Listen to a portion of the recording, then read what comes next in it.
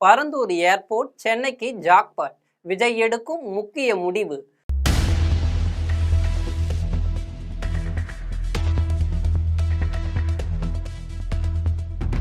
அந்த இடத்துல ஏர்போர்ட் வருதுன்னு சொல்லணும், இல்ல அந்த இடத்துல ஏர்போர்ட் வராதுன்னு சொல்லணும். தமிழ்நாட்டின் முதலமைச்சராக பொறுப்பேற்றுக் கொண்டதை தொடர்ந்து மாநிலத்தின் மிக முக்கிய உள்கட்டமைப்பு திட்டங்கள் குறித்து ஆய்வுக் கூட்டங்களை முதல்வர் விஜய் தீவிரமாக நடத்தி வருகிறார். இதில் ஒட்டுமொத்த தொழில்துறையினரும் பொருளாதார வல்லுநர்களும் எதிர்பார்த்து நிற்கும் ஒரு திட்டம் பரந்தூர் சர்வதேச விமான நிலைய திட்டம். ஏர்போர்ட்டே வரக்கூடாதுன்னு நான் சொல்லல, இந்த இடத்துல வரக்கூடாதுன்னு நான் சொல்றேன். இது தொடர்பான செய்திகளை விரிவாக பார்க்கலாம்.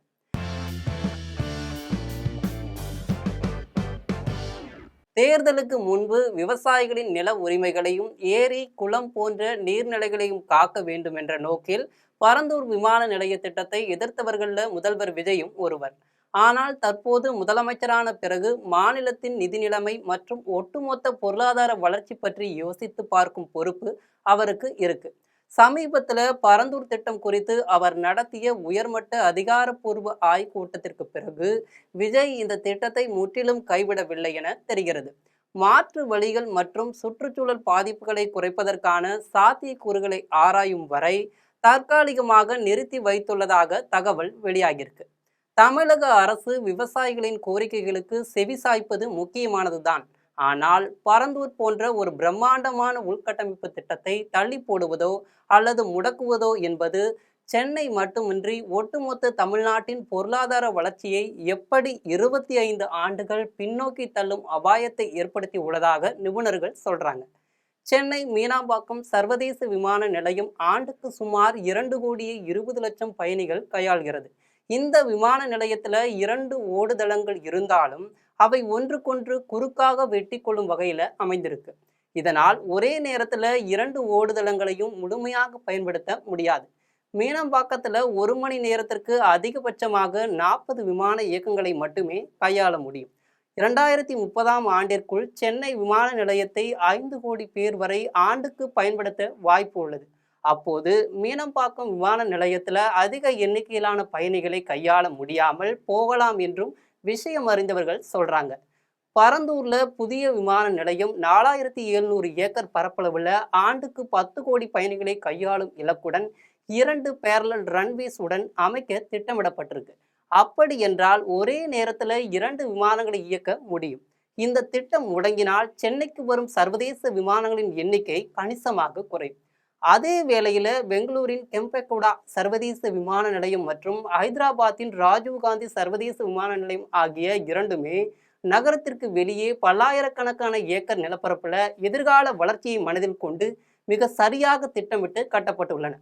பெங்களூரு விமான நிலையம் தற்போது ஆண்டுக்கு 5 கோடிக்கும் அதிகமான பயணிகளை கையாண்டு வருகிறது.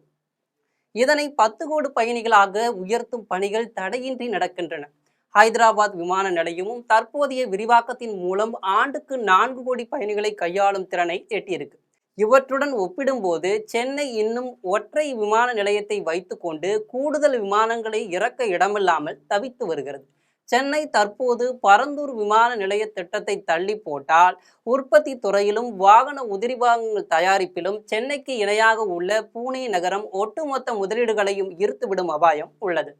பரந்தூர் திட்டம் முழுமையாக நிறுத்தப்பட்டாலோ அல்லது பல ஆண்டுகள் தள்ளி போடப்பட்டாலோ சென்னை சந்திக்கவிருக்கும் இழப்புகள் மிக அபாயகரமானவை என்று நிபுணர்கள் சொல்றாங்க. முதலாவதாக பன்னாட்டு முதலீடுகள் முடங்கும். இங்கு உற்பத்தியாகும் ஐபோன்கள், மின்னணு சாதனங்கள் மற்றும் ஆட்டோமொபைல் உதிரிபாகங்கள் உலக நாடுகளுக்கு விரைவாக ஏற்றுமதி செய்யப்பட்ட வான்வழி சரக்கு போக்குவரத்து மிக மிக முக்கியம். மீனம்பாக்கத்துல சரக்கு முனையம் ஏற்கனவே இட நெருக்கீடுல சிக்கியுள்ளது. பரந்தூர் வராத பட்சத்துல இந்த ஏற்றுமதி சரக்குகள் அனைத்தும் சாலை வழியாக பெங்களூரு அல்லது ஹைதராபாத் விமான நிலையங்களுக்கு கொண்டு செல்லப்பட்டு அங்கிருந்தே உலக நாடுகளுக்கு அனுப்பி வைக்கப்படும் நிலை ஏற்படும். இதனால் தமிழ்நாட்டிற்கு கிடைக்க வேண்டிய பல கோடி ரூபாய் சுங்க வரியும் வருவாயும் அண்டை மாநிலங்களுக்கு செல்லும். மூன்றாவதாக சென்னை சர்வதேச விமான போக்குவரத்து வரைபடத்தில் இருந்தே மறைந்து விடும். லண்டன் அல்லது நியூயார்க்கில் இருந்து சென்னை வர விரும்பும் ஒரு பயணி நேரடியாக சென்னைக்கு வர முடியாமல் பெங்களூரிலோ அல்லது மும்பையிலோ இறங்கி அங்கிருந்து அடுத்த விமானங்கள் மூலம் சென்னைக்கு வர வேண்டிய அவலம் ஏற்படும். இது சென்னையின் சர்வதேச அந்தஸ்தை 25 ஆண்டுகள் பின்னோக்கி தள்ளிவிடும். சென்னைக்கு 2வது சர்வதேச விமான நிலையம் என்பது முக்கியமானது. தமிழ்நாட்டின் அடுத்த தலைமுறை இளைஞர்களின் வேலைவாய்ப்பையும் வாழ்வாதாரத்தையும் தீர்மானிக்கும் மிக அத்தியாவசிய தேவை என்பதை கருத்தில் கொண்டு செயல்பட வேண்டும். ஏனென்றால் ஒரு காலத்துல இந்தியாவின் 4வது பெரிய நகரமாக கருதப்பட்ட சென்னையை தற்போது பல விஷயங்கள்ல பெங்களூரு, ஹைதராபாத் நகரங்கள் முந்திக் கொண்டு சென்று விட்டன.